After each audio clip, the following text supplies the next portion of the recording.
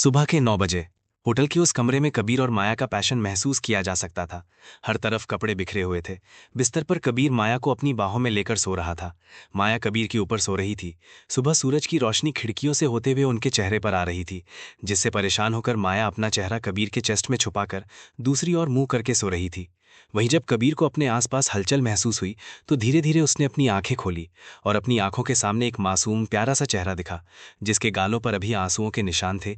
उसके बाल बिखरे हुए थे और वो कबीर को जकड़े हुए सो रही थी। तभी वो उसके चेहरे में खोसा गया था। माया थोड़ा मूव करती है और खुद को एडजस्ट कर सोने की कोशिश करती है। तभी उसके मुंह से आह निकल जाती है और तभी अचानक कबीर को कुछ रियलाइज होता है। वो अपनी आंखें बंद कर लेता है क्योंकि माया उसके ऊपर सो रही थी और वो अब भी माया के अंदर ही था। और जब माया ने उसके ऊपर थोड़ा भी मूव किया तो उसे अपने नीचे जकड़न फील हो रही थी। वो अपने मन में कहता है, व्हाट द फक, ये क्या हो गया? पहले ये मुझसे नाराज थी, मुझसे गुस्सा थी, अब उसे ये सब पता चला तो नो नो नो। फिर वो धीरे से माया को पकड़ता है और अपने साइड में सुलाता है और धीरे धीरे माया के अंदर से बाहर निकलता है। जैसे ही वो बाहर निकलता है, माया की वापस एक बार हल्की सी चीख निकल जाती है। बार बार हो रही हलचल से अब तक माया की नींद भी पूरी तरह से खराब हो चुकी थी, इसलिए वो झुंझलाकर अपनी आंखें खोलती है। अपनी आंखों के सामने का नज़ारा देखकर डर से उसकी आंखें फैल जाती हैं। उसके सामने कबीर लेटा हुआ था, वो भी बिना किसी कपड़ों के। वो घबराकर अपने ऊपर नज़र डालती है, तब उसे महसूस होता है कि वो भी इस वक्त बिना कपड़ों के कबीर के साथ है। साथ ही उसकी पूरी बॉडी बहुत पेन कर रही थी, खासकर उसके निचले बॉडी में। उसे ऐसा लग रहा था जैसे किसी ने उसके बॉडी के ऊपर बुलडोज़र चला दिया हो। पूरी बॉडी बहुत पेन कर रही थी। उसे समझने में देर नहीं लगी कि यहाँ क्या हुआ है। ये सोचकर उसकी आंखों में आंसू आ गए थे। वो खुद को रोक नहीं पाती और उसकी आंखों से लगातार आंसू बहने लगते हैं। वहीं कबीर को जब महसूस होता है कि माया रो रही है तो वो उसके करीब जाकर उसे कुछ समझाना चाहता था। इसलिए जैसे ही उसने माया के कंधे पर अपना हाथ रखा और उसे कुछ कहता, उससे पहले ही माया ने उसकी ओर देखा और एक जोरदार थप्पड़ उसके गाल पर रसीद दिया। कबीर का चेहरा एक तरफ हो गया था। उसने अपनी आंखें बंद कर लीं और अपनी मुट्ठियों को कसकर बंद कर लिया। कबीर अपनी आंखें उठाकर माया की आंखों में देखता है। जहां उसे पहले गुस्सा और नाराजगी दिखाई देती थी, आज उनकी जगह नफरत ने ले ली थी। ये नफरत? कबीर को माया की आंखों में खुद के लिए नफरत और घिन देखना बर्दाश्त नहीं हो रहा था। माया जल्दी से वहां पड़ी ब्लैंकेट से खुद को कवर करती है और खड़े होने की कोशिश करती है, पर उसे अपनी बॉडी में बहुत ज्यादा पेन हो रहा था, इसलिए वो लड़खड़ाकर फिर एक बार बेड पर गिर जाती है। और जब कबीर उसकी हेल्प के लिए आगे आता है तो माया उसे हाथ दिखाकर वहीं रोक देती है और खुद को जबरदस्ती बेड से खड़ा करके वहां रखे फर्नीचर की मदद से धीरे धीरे लड़खड़ाते हुए बाथरूम चली जाती है। बाथरूम पहुंचकर ब्लैंकेट एक तरफ फेंक देती है और शावर के नीचे खड़े होकर शावर चालू कर देती है। उसे इस वक्त खुद पर बहुत गुस्सा आ रहा था कि आखिरकार वो इतनी लापरवाह कैसे हो सकती है। उसकी एक लापरवाही की वजह से आज उसे इतनी बड़ी कीमत चुकानी पड़ रही थी। इसी के साथ उसके मन में और दिमाग में कबीर के लिए नफरत गहरी हो चुकी थी। वो इन सब के लिए कबीर को जिम्मेदार मान रही थी। उसे लग रहा था अगर वो नशे में थी तो कबीर तो होश में था। अगर वो चाहता तो ये सब होने से रोक लेता, पर वो गलत थी। उसने उसकी ऐसी हालत का फायदा उठाया। ये ख्याल माया के मन में बैठ चुका था। आधा घंटा शावर लेने के बाद माया बाहर आती है। इस वक्त वो वही कपड़े पहने हुए थी जो वो कल रात पहन कर आई थी। वो जल्दी से वहां पड़ी सैंडल्स पहनती है और उसी के बगल में पड़ा अपना बैग उठाती है और बिना कबीर की ओर देखे वहां से चली जाती है। अब तक कबीर उठ चुका था। उसने एक बाथरूम पहन लिया था। वो माया का बाहर आने का और उसके साथ सारी बातें क्लियर करने का इंतजार कर रहा था, पर माया उसे कोई मौका ही नहीं देती और सीधा बाहर चली जाती है।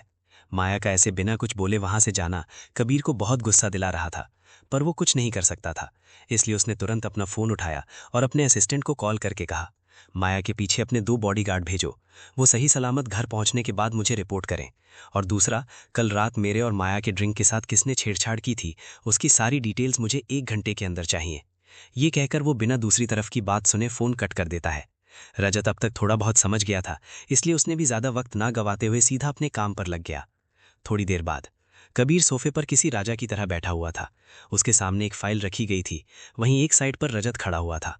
उसे बहुत डर लग रहा था क्योंकि इस वक्त कबीर बहुत गुस्से में था। उसने 1 घंटे के अंदर अंदर ये बात पता लगा ली थी कि उन दोनों के ड्रिंक के साथ छेड़छाड़ किसने की थी। कबीर बहुत गुस्से में था क्योंकि माया उसे गलत समझ रही थी। वो बिना किसी इमोशन के रजत को देखता है और कहता है, तुम उस चोपड़ा से अपने तरीके से निपट लो। रजत कबीर के साथ बहुत समय से काम कर रहा था। वो अच्छे से समझ रहा था कि कबीर उसे कैसे निपटने को कह रहा था, इसलिए उसने सीधा कहा, ठीक है बॉस, और वहां से चला गया। कबीर भी कुछ सोचकर वहां से चला गया। वहीं माया अब तक अपने घर आ चुकी थी और बिना किसी को देखे, बिना बात किए सीधा अपने कमरे में आकर खुद को लॉक कर लेती है और बाथरूम में चली जाती है। बाथरूम में जाकर वो खुद को शावर के नीचे खड़ा करती है और अपनी पूरी बॉडी को जोर जोर से रगड़ने लगती है। उसे खुद से घिन आ रही थी। उसे ये बिल्कुल बर्दाश्त नहीं हो रहा था कि उसके साथ रेप हुआ है। ये ख्याल भी उसे घुटन दे रहे थे। माया खुद को इस तरह रगड़ रही थी कि उसके पूरे शरीर पर अब जख्म हो गए थे और कुछ कुछ जगह उसे हल्का हल्का खून भी आ रहा था। पर माया बिना रुके खुद को रगड़ती ही जा रही थी। थक हार कर वो वैसे ही शावर के नीचे बैठ जाती है और जोर जोर से रोने लगती है। थोड़ी देर ऐसे ही समय बीत गया। उसने खुद को संवारा और बाथरोब पहनकर बाहर आई और खुद को आईने में देखा। उसके पूरे बॉडी पर कबीर के काटने के निशान थे, जो कुछ पर्पल और रेड थे। ये देखकर जो माया का गुस्सा अब थोड़ा शांत हो गया था, वो फिर एक बार बढ़ गया।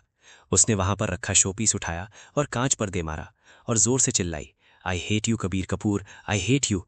तुम्हें इसका खामियाजा चुकाना होगा। तुमने जो मेरे साथ किया है उसका बदला मैं लेकर रहूंगी। मैं बर्बाद कर दूंगी, बर्बाद। इस दौरान वहां टूटे कांच के कुछ पीस उसके पैरों पर लग गए थे, पर माया को तो कोई होश ही नहीं था। फिर वो बेड पर जाती है और सो जाती है।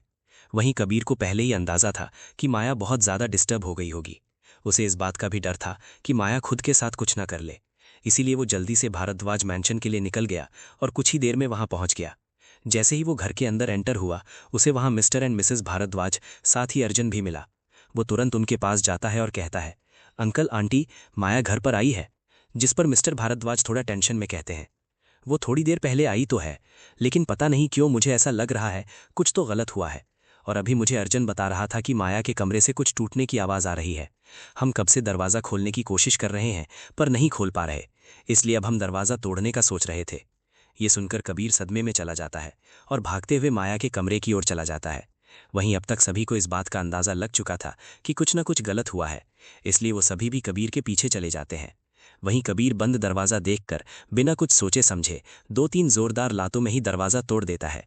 दरवाज़ा टूटते ही कबीर बिना एक पल गवाए सीधा कमरे के अंदर दाखिल होता है और कमरे की हालत देखकर थोड़ा डर जाता है, क्योंकि पूरे कमरे में कांच फैली हुई थी और उसी कांच के पास थोड़ी खून के निशान देखे जा सकते थे। ये देखकर जल्दी से कबीर अंदर गया तो देखा सिया बेड पर पड़ी है, उसके पैरों से खून बह रहा है, उसके चेहरे पर अभी भी आंसुओं के निशान हैं। कबीर जल्दी से माया के पास जाता है और उसे बेड से उठाकर दूसरे कमरे में ले जाता है और अर्जुन को डॉक्टर को बुलाने के लिए भी कहता है। जब तक डॉक्टर आते उससे पहले मिसेस भारद्वाज माया को कपड़े पहना देती हैं।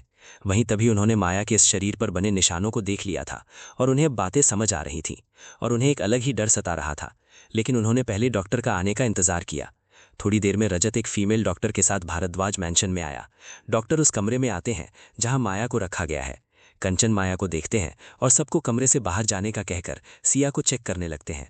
बाहर सब खड़े थे, तभी अर्जुन कबीर का कॉलर पकड़ते हुए कहता है, कबीर, ये सब क्या चल रहा है? तुम मुझे सच बता रहे हो कि नहीं?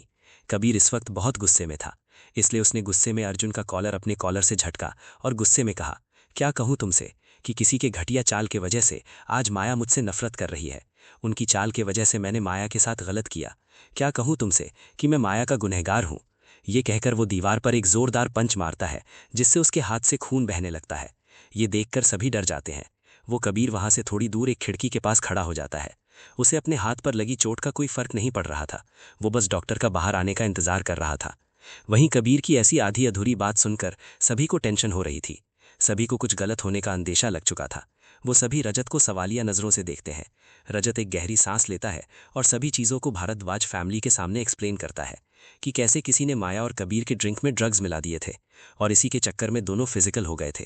और सुबह जब माया उठी तो उसे लगा कि कबीर ने उसके साथ जबरदस्ती की। वो बिना कुछ कहे वहां से आ गई। ये सुनकर भारद्वाज परिवार सदमे में चला गया था। उन्हें समझ ही नहीं आ रहा था कि क्या करें और क्या ना करें। वहीं उन तीनों की आंखें नम हो गई थी, क्योंकि माया को उन्होंने हमेशा एक राजकुमारी की तरह सर आंखों पर रखा था। उसकी हर एक विश उसके मांगने से पहले उन्होंने पूरी की थी और आज उसी के साथ इतना सब कुछ हो गया और उन्हें इस बारे में पता तक नहीं था। बेचारी के मन पर क्या चल रहा होगा, वो कैसे ये सब झेल रही होगी, ये सब सोचकर ही उन्हें टेंशन आ रहा था। पर इस बीच उनमें से किसी ने कबीर को ब्लेम नहीं किया, क्योंकि वो कबीर को अच्छे से जानते थे कि वो किस तरह का लड़का है। साथ ही जब रजत ने उन्हें सब कुछ बताया तब उन्होंने उस पर विश्वास कर लिया था। जब डॉक्टर बाहर आती हैं तो वो कहती हैं कि उन्होंने ज़्यादा स्ट्रेस ले लिया था। साथ ही पैरों से ज़्यादा खून बह जाने की वजह से वो बेहोश हो गई थी। साथ ही शायद वो बहुत ज़्यादा फिजिकली कमज़ोर भी हैं। आई होप आप समझ रहे हैं कि मैं क्या कहने की कोशिश कर रही हूँ। ये कुछ दवाइयाँ हैं, मैंने उन्हें इंजेक्शन दिया है, वो थोड़ी देर में उठ जाएंगी, प्लीज़ उनका ख्याल रखें। सभी हाँ में सर हिला देते हैं। रजत डॉक्टर को बाहर छोड़ने के लिए उनके साथ चला जाता है। वहीं मिस्टर भारद्वाज कबीर के पास चले जाते हैं और उसका हाथ पकड़कर उसे सोफे पर बैठाते हैं और उसके हाथ का ड्रेसिंग करने लगते हैं। इस दौरान कबीर का सर नीचे था। मिसेस भारद्वाज दूसरी तरफ से आकर कबीर का सर ऊपर उठाती हैं। ये देखकर सबकी आंखें नम हो जाती हैं, क्योंकि सबको पता था कि कबीर कैसा इमोशनलेस इंसान है। उसे कभी भी किसी से कोई भी परवाह नहीं थी, पर आज उसकी आंखों में पछतावा और माया के लिए प्यार, उसकी तकलीफ से होने वाला दर्द साफ दिखाई दे सकता था। इस पर मिसेस भारद्वाज को भी माया के बारे में ये सब पता चला तब उन्हें बहुत तकलीफ हुई, क्योंकि उन्होंने अपने बेटे को बड़े ही नाज से पाला था। पर उन्होंने कबीर को तब से देखा था जब वो पैदा हुआ था। उन्हें अच्छे से पता था कि वो कैसा इंसान है। वो थोड़ी गुस्से में भी थी, पर उन्होंने वो गुस्सा कबीर के लिए या उस पर नहीं निकाला। उन्हें इस वक्त उन पर गुस्सा आ रहा था जिन्होंने उनके दोनों बच्चों के साथ ऐसा किया और उन दोनों की जिंदगी बर्बाद कर दी। कबीर के सर पर हाथ फेरते हुए कहती हैं, शांत हो जाओ, ठीक है? उसमें ना ही तुम्हारी गलती थी ना ही उसकी गलती थी। गलत सिचुएशन